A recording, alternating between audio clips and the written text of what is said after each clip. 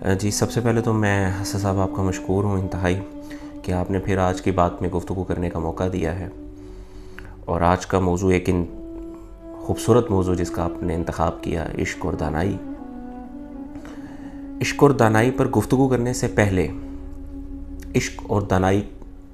کو الگ الگ تھوڑا سا محو گفتگو لاتے ہیں۔ در حقیقت دانائی کی نسبت جو ہے اسے عقل ہے، دانائی کی نسبت عقل ہے،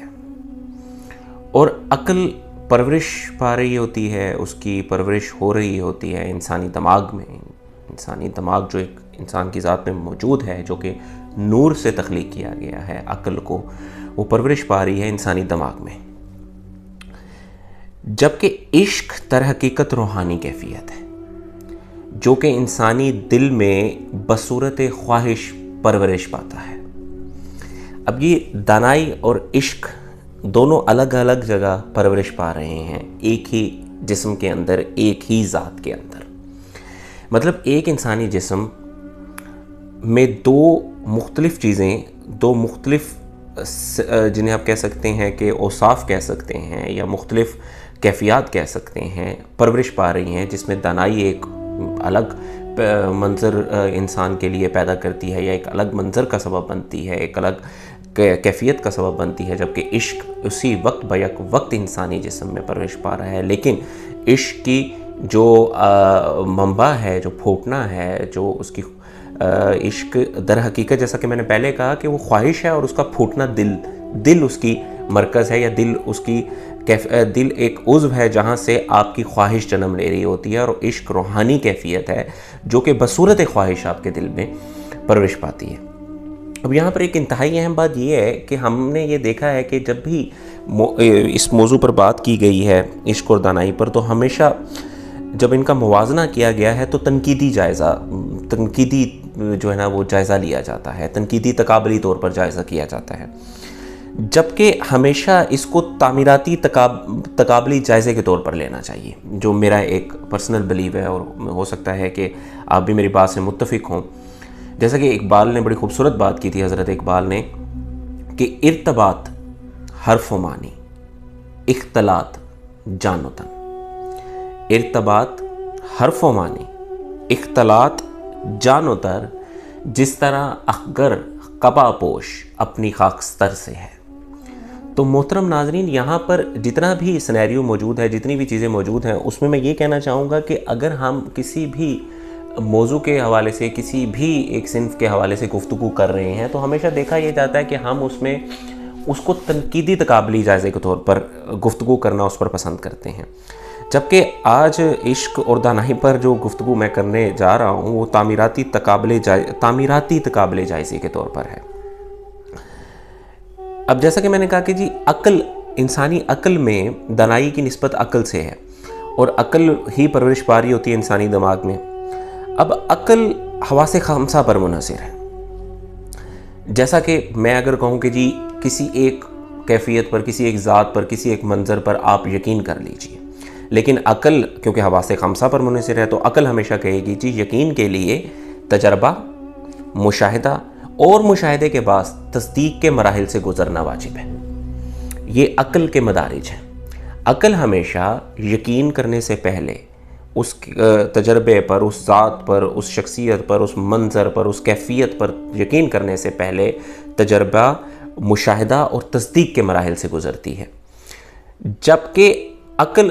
ہر جاندار کو پروردگار نے عطا کی ہے بصورت نعمت، اور مالک نے اس کا استعمال مختلف ہے۔ ہر جاندار کے پاس اس عقل کا استعمال مختلف ہے، لیکن انسان کیوں اپنی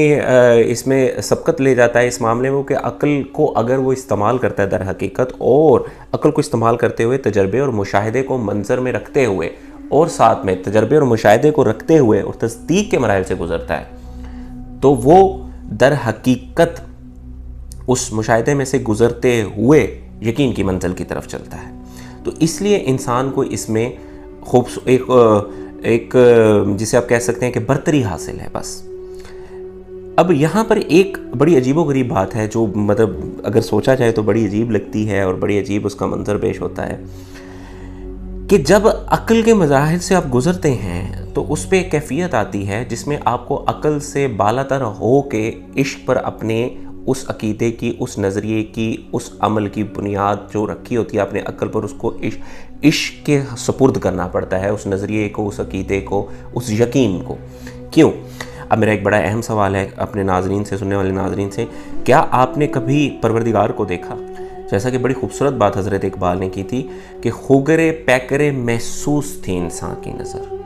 خوگرے پیکرے محسوس تھی انسان کی نظر، مانتا پھر کوئی اندھے کے خدا کو کیوں کر۔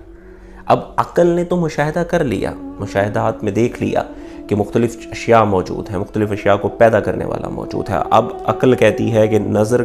کیونکہ حواس خمسہ میں سے آپ کے سینسز میں سے ایک سینس ہے، اب نظر میں اترنا تھا، اب نظر میں تو نہیں اتر رہا وہ پروردگار، تو پھر وہاں پر عشق کے جو مدارج ہیں، جو عشق کے عمل ہے، جو عشق کی کیفیت ہے یا عشق کی سطح ہے، اس پر آنا واجب ہو جاتا ہے۔ اور عشق کی سطح یہ ہے کہ یقین کر لو، یقین کر لیا جائے اس ذات کے اوپر، یقین کر لیا جائے اس ذات کے اوپر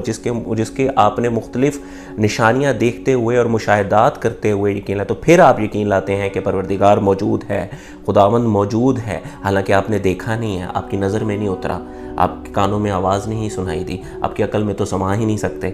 پروردگار تو سما ہی نہیں سکتا انسانی عقل میں، وہ لامحدود ہے۔ تو پھر کہنے کا مطلب یہ ہے کہ عشق اور عقل دونوں کو ہمیشہ تعمیراتی طور پر دیکھا جائے، تعمیراتی تقابلی جائزہ لیا جائے، کہ جہاں پر عقل آ کے لاجواب ہوگی وہاں پر عشق کی منزل ہے، کہ عشق کی منزل کہتی ہے کہ اب کیونکہ تمام مشاہدات کر لیے، اب سجدہ ریز ہو کے زمین پر اپنا ماتھا ٹیک کر پروردگار پر یقین لاتے ہوئے اس امر کو تصدیق کر دو کہ وحدہ لا شریک کی کیفیت پر آپ پہنچ گئے ہیں۔ کہنے کا مطلب یہ ہے کہ عشق ہر کیفیت میں، ہر منظر میں، ہر صورت میں، چاہے وہ دینی ہے چاہے دنیاوی ہے، جس مناظر سے بھی آپ گزر رہے ہیں، عشق کی کیفیت ہی یہی ہے۔ عشق عقل کے پیمانے سے گزرتا ہوا، آپ عقل کے پیمانے سے گزرتے ہوئے عشق کی منزل پر آنا آپ کے لیے واجب ہے۔ لہٰذا عشق اور دانائی آپس میں تعمیراتی طور پر جڑے ہوئے ہیں، دونوں مختلف مدارج ہیں، مختلف منازل ہیں، جن میں سے گزرتے ہوئے آپ نے اس ذات تک پہنچنا ہے، آپ نے اس منزل تک پہنچنا ہے، آپ نے اس کیفیت تک پہنچنا ہے جہاں پر جا کے آپ کا یقین پختہ ہو جائے اور آپ امر ہو جائیں۔ محترم ناظرین، اس میں دل اور دماغ کی بڑی خوبصورت انسانی جسم میں تخلیق ہیں یہ دو۔ دل، عقل جہاں پر دانائی، وزڈم اور انٹلیکچول کیفیات کی آپ کی منظر کشی کرتا ہے، وہاں پر دل آپ کے احساسات کی دنیا کا نام ہے۔ دل بادشاہ ہے احساسات کی ریاست کا، جتنے بھی احساسات آپ کی کیفیت میں موجود ہیں ان کی اس ریاست کا بادشاہ آپ کا دل ہے۔ دل جاگیر حسن کے سر کا تاج ہے، جاگیر حسن کے سر کا تاج ہے دل۔ دل کیفیت عشق کی معراج کی بنیاد ہے۔ جس کیفیت عشق میں آپ ہیں اس کی معراج جو ہے، اس کی بنیاد دل ہے آپ کا۔ لہذا دل آپ کی خواہشات کو دیکھتے ہوئے پرورش پاتا ہے، جو آپ کو مختلف روحانی کیفیات سے لے کر جاتا ہے اور اس منزل پر لے کر جاتا ہے جہاں پر جا کر آپ امر ہو جاتے ہیں۔ آپ مشاہدے، تجربے اور پھر تصدیق کے مراحل سے گزر کے پھر آپ اس امر پر پہنچتے ہیں، اس منزل پر پہنچتے ہیں جہاں آپ امر ہو جاتے ہیں۔ تو محترم ناظرین، یہ عشق اور دانائی کے حوالے سے چھوٹی سی گفتگو آج کے پروگرام میں، اور ہمیشہ میری یہ ایک کوشش رہی ہے کہ تعمیراتی طور پر اس کو دیکھا جائے، تعمیراتی سوچ کے طور پر دیکھا جائے، دونوں کو آپس میں ربط سمجھا جائے، دونوں کا آپس میں تضادی طور پر موازنہ نہ کیا جائے، تضاد کے طور پر، بلکہ تعمیراتی طور پر موازنہ کیا جائے۔ تو آج کے پروگرام میں، آج کی بات میں اب اتنی ہی گفتگو اپنے ناظرین کے لیے۔ انشاءاللہ اگلے پروگرام میں ایک نئے موضوع کے ساتھ پھر حاضر ہوں گے۔ تب تک کے لیے خدا حافظ۔